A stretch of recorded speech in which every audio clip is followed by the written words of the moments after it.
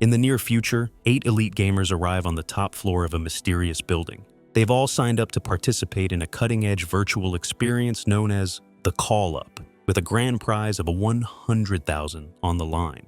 As they enter, a robotic voice instructs them to register on their tablets. From this point forward, they must refer to each other only by their gamer tags. The players are then ordered to change into specialized suits embedded with motion tracking technology, designed to enhance in-game movement. When Adam, a well-known player with a larger build, struggles with the suit, one of the others mocks him. Carl casually reveals that his nickname is actually his cat's name. Meanwhile, Adam's body displays signs of serious burns, hinting at something darker in his past. Once suited up, the group steps into a massive chamber where a message is displayed across the wall. One by one, the players stand on a scanning platform and speak their nicknames aloud.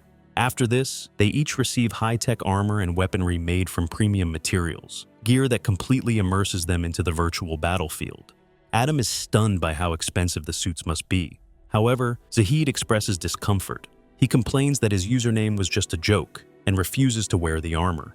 The robotic voice interrupts, stating that the training session can't begin until everyone is fully equipped.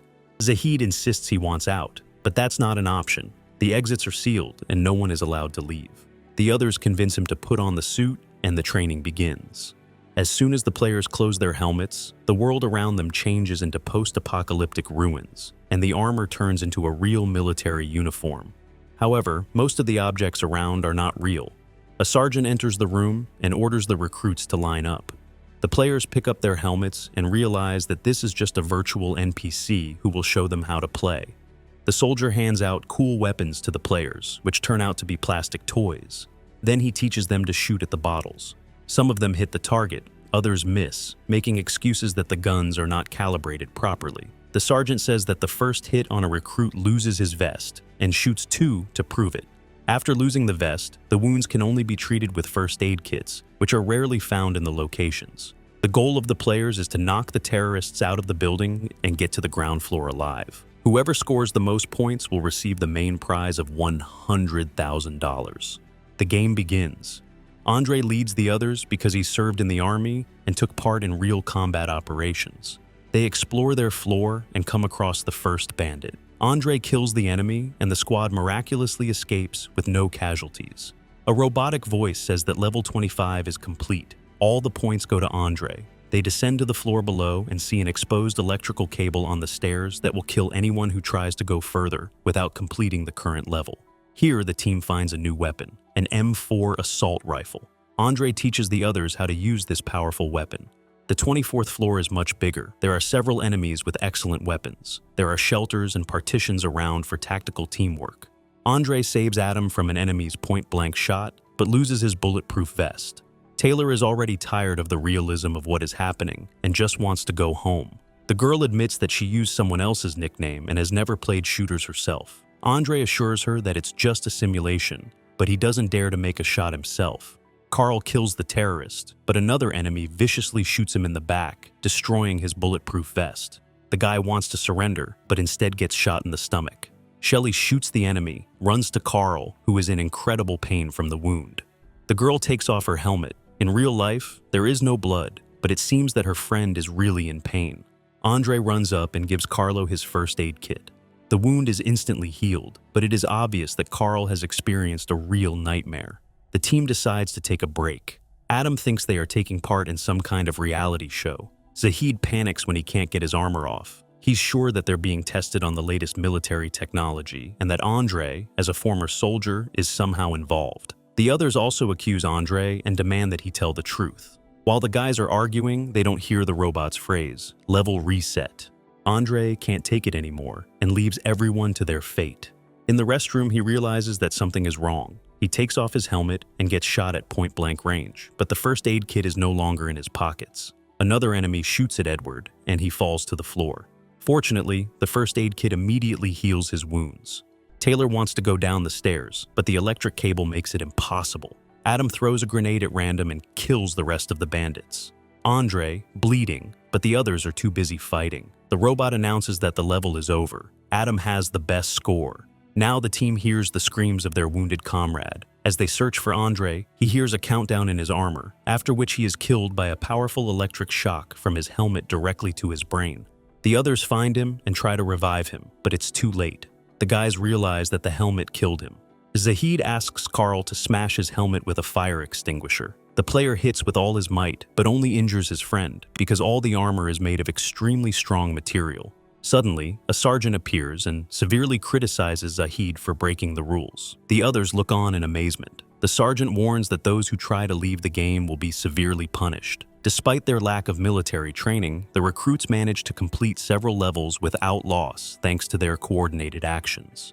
On the 19th floor, they even have to fight exclusively with knives, because according to legend, a gas leak occurred there.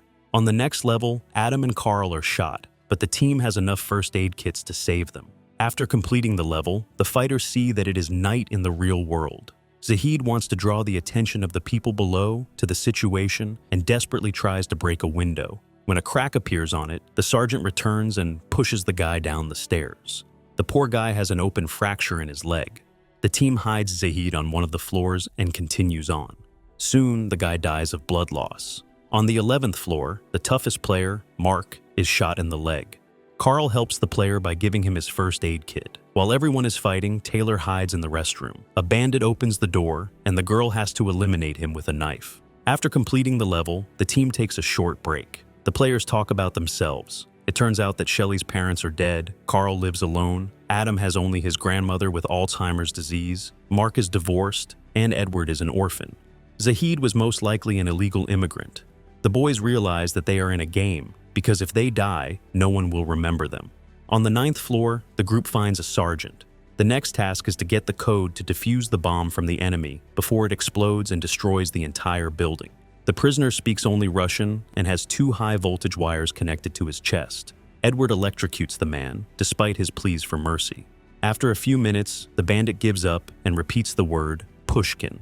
Adam enters the word into the computer, but the code is wrong, and the countdown to the explosion begins. Taylor shoots the prisoner in cold blood. Mark freaks out, accuses Adam of entering the code incorrectly, and beats him in real life. Taylor also gets hit. The boys see the sergeant holding the elevator doors and run inside. The elevator stops on the 5th floor. Mark holds the door so that the others can run out, but he doesn't let Adam get out, and the door closes. The elevator takes Adam and Mark to the 3rd level. At this time, the other players pass the 5th level and go down to the 4th. One of the bandits throws a smoke bomb, which causes a hysterical reaction in Carl.